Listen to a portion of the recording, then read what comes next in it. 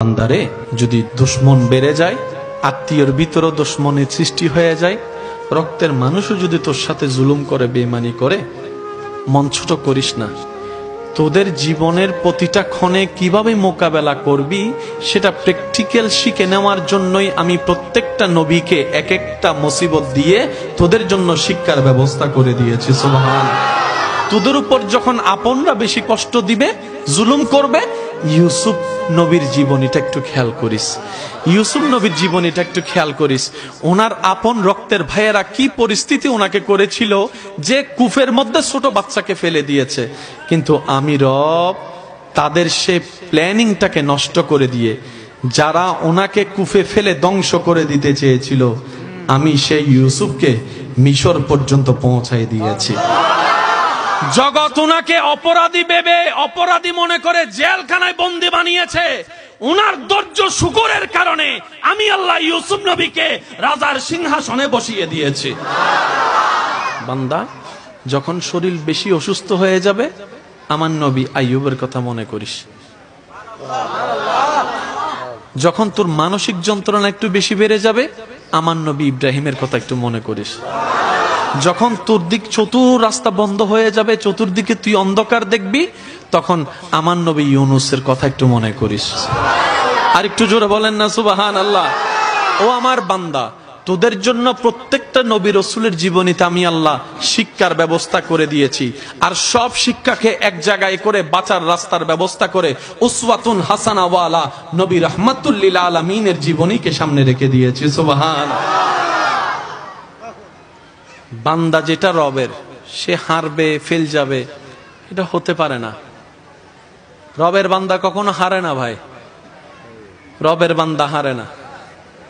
আমি হয়তো বুঝাতে পারছি না আপনাদেরকে। রবের বান্দা হারে না। যারা হারে তারা রবের বান্দা না। এক দলে 3 গোল দিয়েছে, আরেক দলে 6 গোল দিয়েছে, জিতছে কে? বলেন বলেন, আরো জোরে বলেন। 5টা ম্যাচের ভিতরে একটা দলে 3টা জিতেছে, আরেকটা দলে 2টা জিতেছে। ট্রফি কে পাবে? জোরে বলেন। 2 জনে ঝগড়া লাগছে, একজনের পিঠ মাটিতে লেগে গেছে, আরেকজনের পিঠ লাগে নাই, জিতছে কে? বলেন না ভাইয়া। যে লাগে নাই তারই জয়, যার পিঠ লাগে নাই তারই হাত উঁচা, যার পিঠ লাগে নাই তারই মাথা উঁচা, যার পিঠ লাগে নাই তার কাছেই তো ট্রফি, যার পিঠ লাগে নাই তার নামেই তো স্লোগান, যার পিঠ লাগে নাই তার নামেই তো বাবা, যার পিঠ লাগে নাই তার জন্যই তো স্বর্ণ মুদ্রা। কিন্তু কারবালার ময়দানে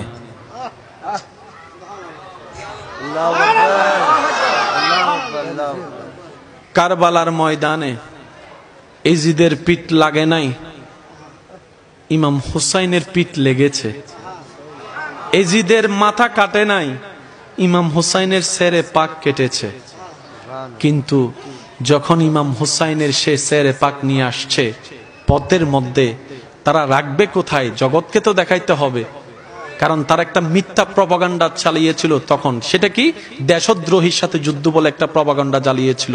কারণ তারা জানে যদি ইমাম হুসাইনের নামটা জানা হয়ে যায়, তাদের কারো অস্তিত্ব রাখবে না, সবাই মিলে ইমাম হুসাইনের পক্ষে চলে যাবে। এটা তাদের জানা ছিল, নামটা তারা ভিন্ন করে দিয়েছে। এখন জগৎকে দেখানোর জন্য কি করবে?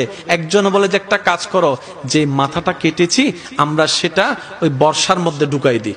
বর্ষার মধ্যে যখন ঢুকাই দিব, দূর থেকে মানুষ দেখবে। এবার বর্ষার মধ্যে ওনারা অপমান করার জন্য মাথাটাকে ঢুকাই দিল, তীরের আগায় করতে ওই লাঠিটা উপরে নিয়ে গেল। যারা হত্যা করেছে সবার মাথা নিচে, যাকে শহীদ করেছে ওনার মাথা সবার উপরে। সমঝা করো ইয়ার, সমঝা করো। চাইছে মাথাটা নিচু করতে, রবের মর্জি। মাথাটা এমন ভাবে তুলেছেন, জগৎ বলে পিজ্জার লাগে, তার স্লোগান হয় না। কিন্তু আপনার এলাকার প্রত্যেকটা মানুষ সাক্ষী, 2024 সালেও জায়গায় জায়গায়, রন্দে রন্দে, ব্যানারে ব্যানারে ইমাম হুসাইনের নাম দেখা যাচ্ছে, ইমাম হুসাইনের নাম দেখা যাচ্ছে, ইমাম হুসাইনের নাম দেখা যাচ্ছে। কোরআন ডাক দিয়ে বলে ওয়াতু ইজ্জু মান তাশা ওয়াতু জিল্লু মান তাশা। চিৎকার দিয়ে বলেন সুবহানাল্লাহ। আল্লাহ